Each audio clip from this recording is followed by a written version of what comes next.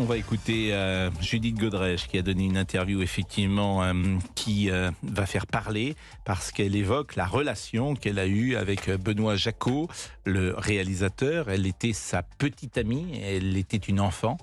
En tout cas, elle était une adolescente, plus exactement, puisqu'elle avait 14 ans à l'époque et elle a évoqué cette relation ce matin.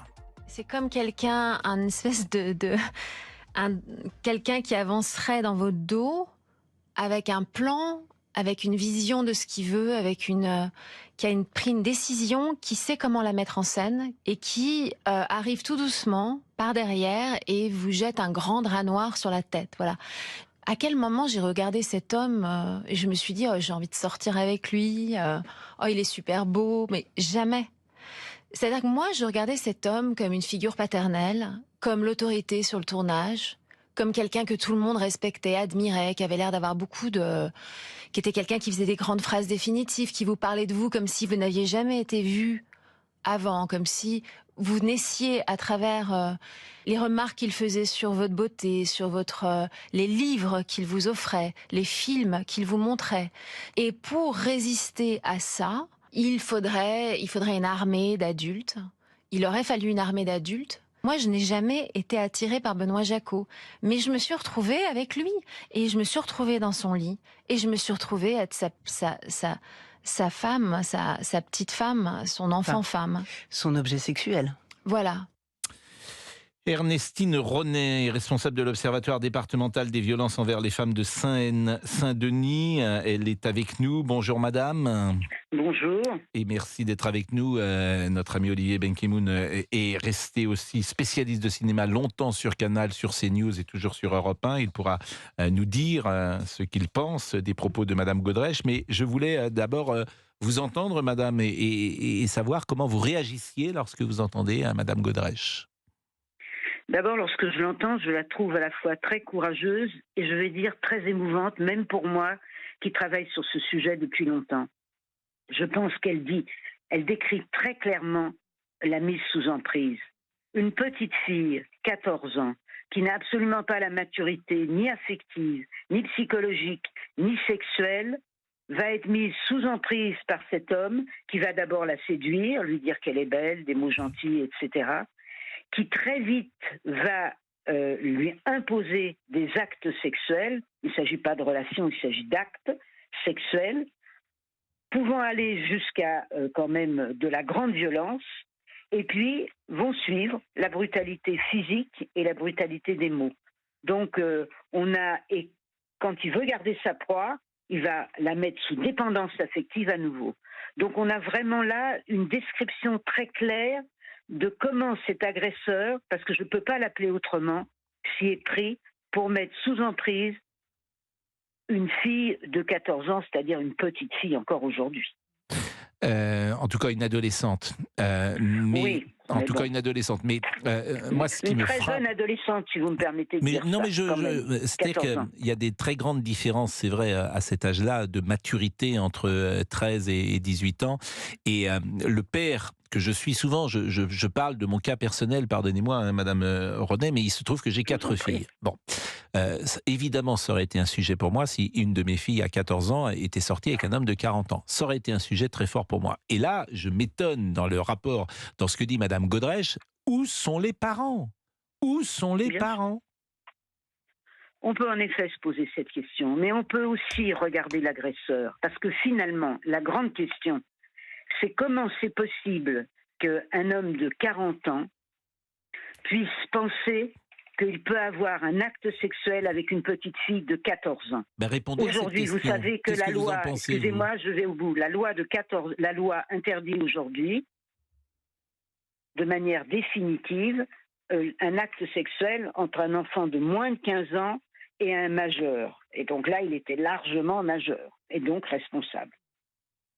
Oui, mais la question que vous posez, tout le monde se la pose. Et quelle est votre réponse ?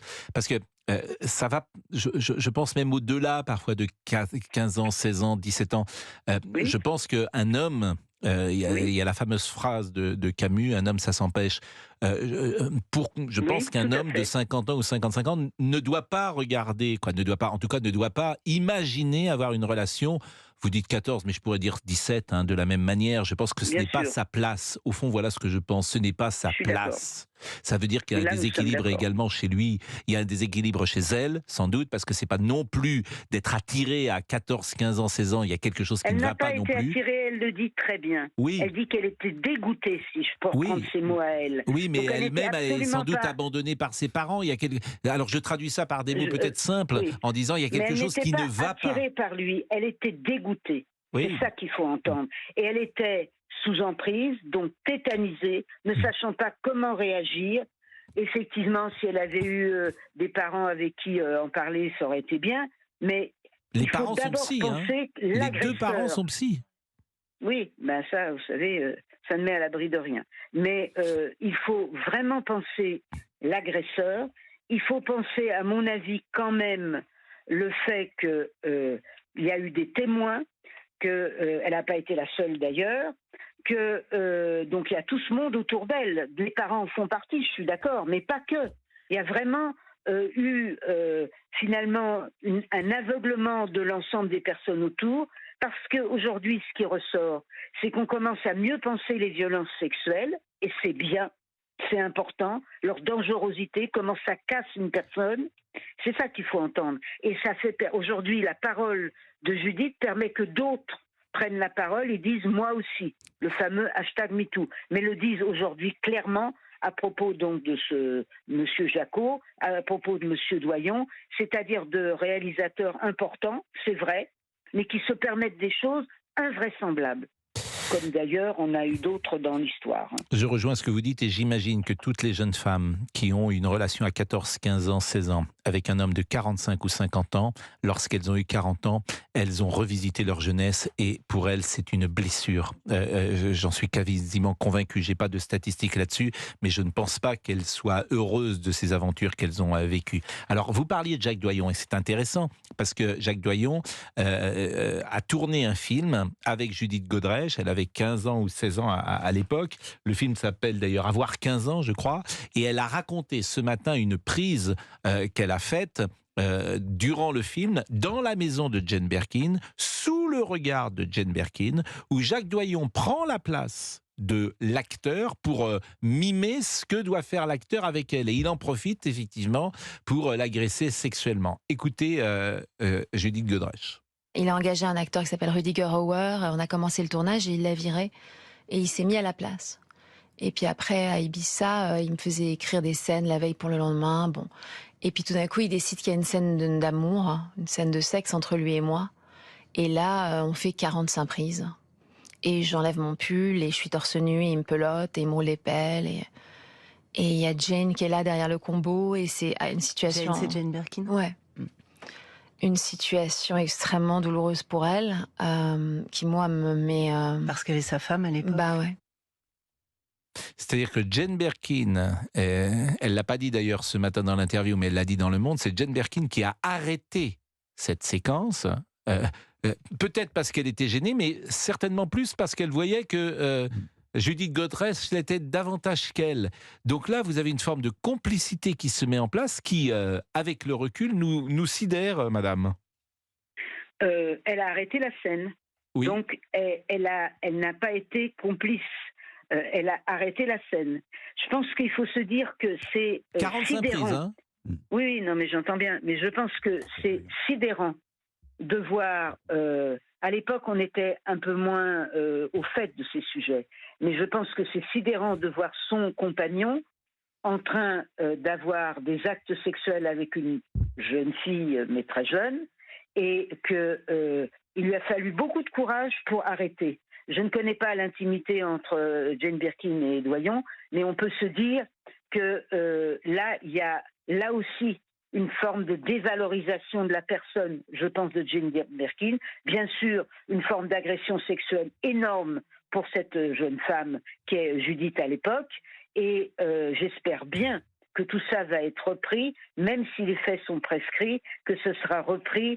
Et il y a d'autres jeunes femmes qui, elles, sans doute pour lesquelles ces faits ne sont pas prescrits, qui vont pouvoir porter plainte et que la justice va pouvoir passer. Parce que ce qu'il faut se dire, c'est que c'est totalement interdit par la société, hein, c'est ça la loi c'est ça dit ce qui est interdit, et donc Il faut absolument arriver à ce que justice soit faite à toutes ces jeunes femmes.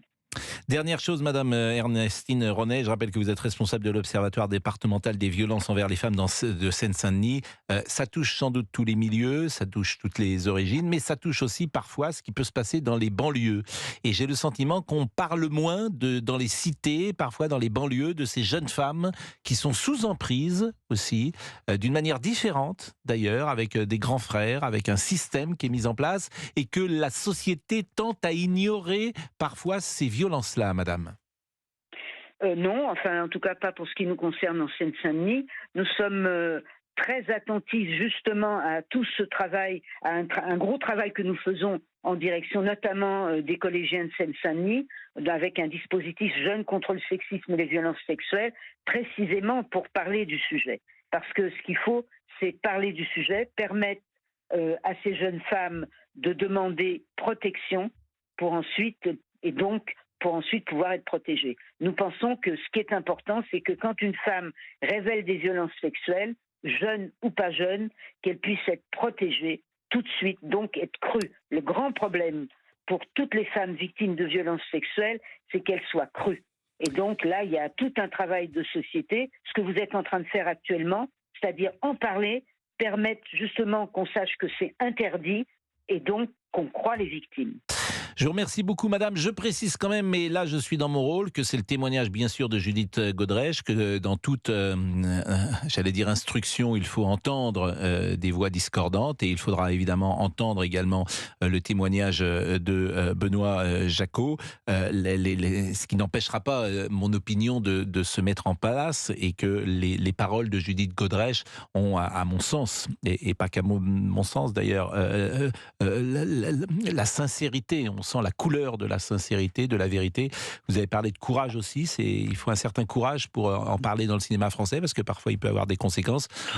On va marquer une pause. Je vous remercie grandement, vraiment, madame Ronay. 3 secondes de dire juste que l'agresseur va nier les faits, parce que c'est le principe des agresseurs. Ils nient les faits tant qu'ils peuvent. Je suis parfaitement d'accord avec vous. Ils n'apprennent rien, et j'entends également Gérard Miller réagir sur ces sujets-là. Je suis toujours frappé de la morgue, de l'arrogance, du cynisme parfois, et des réactions que j'entends de ces hommes. Je vous remercie grandement, madame. Vraiment merci. Raison. Merci beaucoup. Il est 11h27. On marque une pause. Olivier Benkemoun, qui connaît le cinéma et qui a un rapport évidemment d'affection forcément pour le cinéma et pour ses réalisateurs, eh bien il nous dira ce qu'il en pense dans une seconde. À tout de suite. Lydie va être avec nous. Lydie qui est une auditrice, mais j'ai demandé à Olivier Benkemoun, que vous connaissez, qui est spécialiste du cinéma depuis tant d'années, qui a rencontré très souvent, j'imagine, Benoît Jacot. Votre sentiment, moi, la question qu'on a toujours envie de poser, c'est est-ce que ça se savait? Est-ce que vous étiez au courant? Est-ce que c'est la question la plus simple du monde? C'est difficile. Je pense que la relation qu'il avait avec Judith Godrèche a été connue, parce qu'elle n'était pas cachée. Elle a été suivie pendant plusieurs années. Simplement, la manière dont aujourd'hui Judith Godrèche arrive à mettre des mots sur ce qui s'est passé, il a fallu attendre 30 ans. Donc si elle, aujourd'hui, peut le formaliser de cette manière, peut-être ça va libérer la parole dans le cinéma français, qui, d'une façon générale, ferme les yeux, ne veut pas regarder, admire des réalisateurs comme Doyon, partie du patrimoine français, ou Benoît Jacot, de la même manière. Vous savez, quand vous rencontrez Benoît Jacot, c'est pas un type qui vous séduit, hein. C'est un taiseux, qui vous parle de ses films, qui regarde en bas, qui vous regarde jamais dans les yeux, etc. Vous n'êtes pas face à un séducteur. Donc, la mécanique face à des actrices, c'est totalement différent. Il a révélé des actrices, il a travaillé avec des actrices. Il dit toujours, je dois être amoureux de mes actrices pour réaliser des films. Bon, ça il a parlé de ça quand il a tourné avec Adjani, avec Virginie Le Doyen. Donc, mais c'est surtout, peut-être ce qui va vous choquer, c'est qu'il a dit j'ai eu un comportement très limite, dans un documentaire réalisé par Gérard Miller. Ça c'est quand même particulier.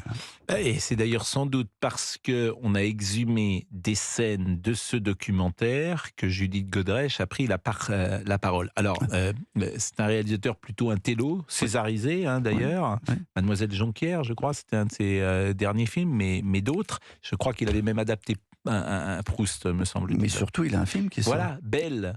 il y a un film qui sort avec Charlotte Gainsbourg Ouais. et Guillaume Canet. Et le synopsis d'ailleurs est assez intéressant à lire parce que c'est un couple qui accueille une jeune femme qui s'appelle Belle précisément. Donc on voit que c'est des sujets qui sont traités par Jaco. Ce film, il devait sortir quand ? Je n'ai pas la date exacte, mais c'était dans le cours de...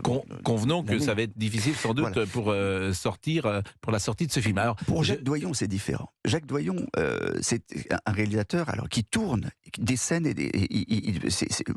c'est 10-45 fois la prise. C'est ce qu'il fait d'habitude. Hein. Il n'arrive pas à faire moins. Je me souviens. Je crois que c'est Jane Birkin qui m'avait raconté. Le record de prise, c'est plus de 70 prises. Elle était épuisée, elle n'en pouvait plus lorsqu'elle avait tourné avec lui. Donc c'est sa façon de tourner. Ce qui s'est passé là, évidemment, il faut en convenir, c'est pas normal, évidemment, mais ça explique Judith rien. Godrèche, évidemment, si vous n'étiez pas à l'antenne il y a quelques instants, expliquait qu'il y a eu 45 prises et que c'est Jacques Doyon qui jouait l'acteur et qui en profitait pour, dit-elle, l'appeloter, lui rouler des pelles, ce sont les mots de Judith Godrèche, et de l'agresser sexuellement durant ces prises. On est avec Lydie. Bonjour Lydie.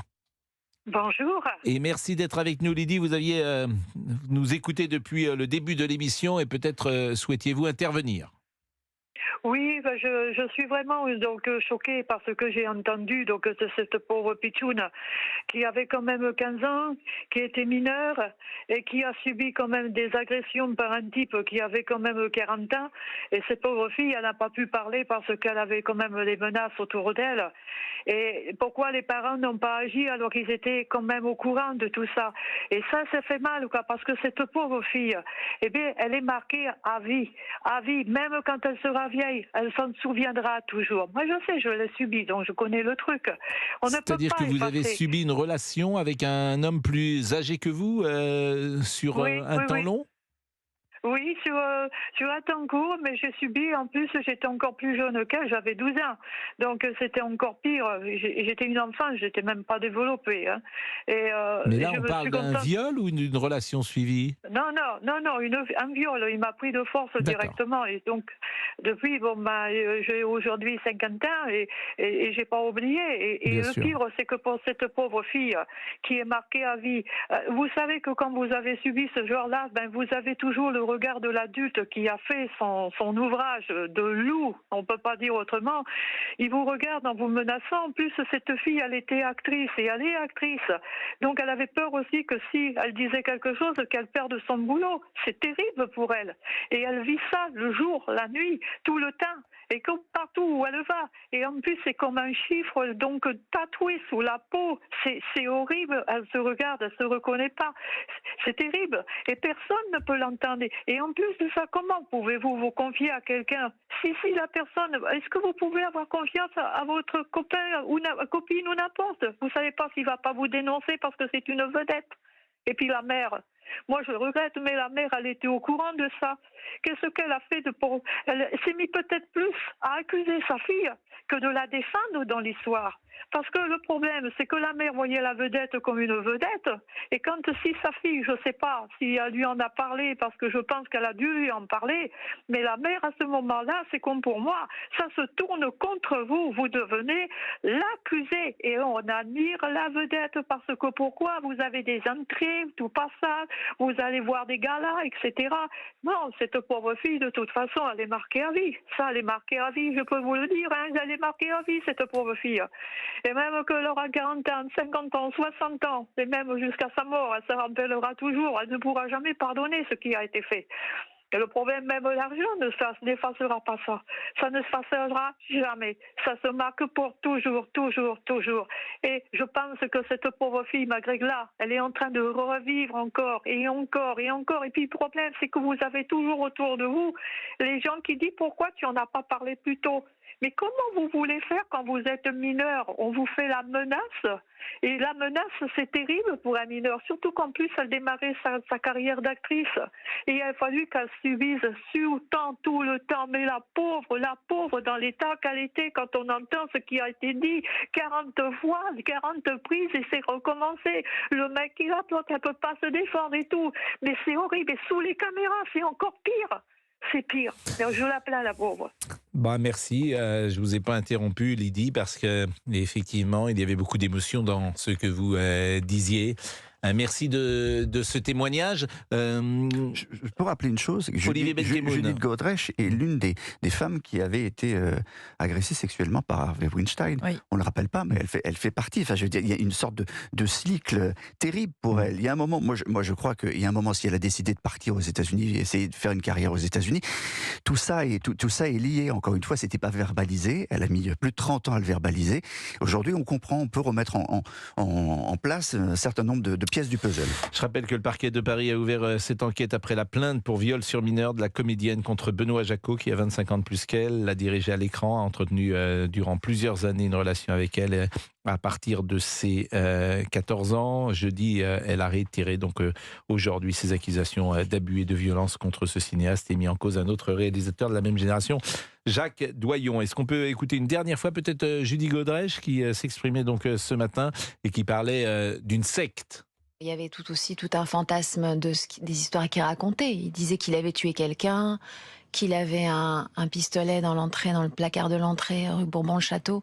Des histoires d'ailleurs qu'il a racontées à d'autres personnes que moi, mais visiblement à chaque fois, la manière dont il a tué des gens était différente. Chaque histoire, il réinvente les histoires à chaque fois. Oui, j'avais peur, parce qu'au début, dans le fond, j'étais tellement docile. Enfin, je veux dire, au début, j'étais complètement endoctrinée, quoi. C'est comme si j'avais joint une secte et que j'étais vous voyez, la préférée de toutes les filles de la secte. Enfin, je suivais complètement les règles de mon gourou, quoi. Ces paroles sont évidemment glaçantes. Je vous remercie grandement, Olivier. Je l'ai dit tout à l'heure, vous serez avec nous le vendredi 23 février. 23. Ouais. Et là, je le dis à toute l'équipe, parce que je n'ai pas salué d'ailleurs. Oui, Pascal. Parce qu'on a été perturbés par l'arrivée de nos amis.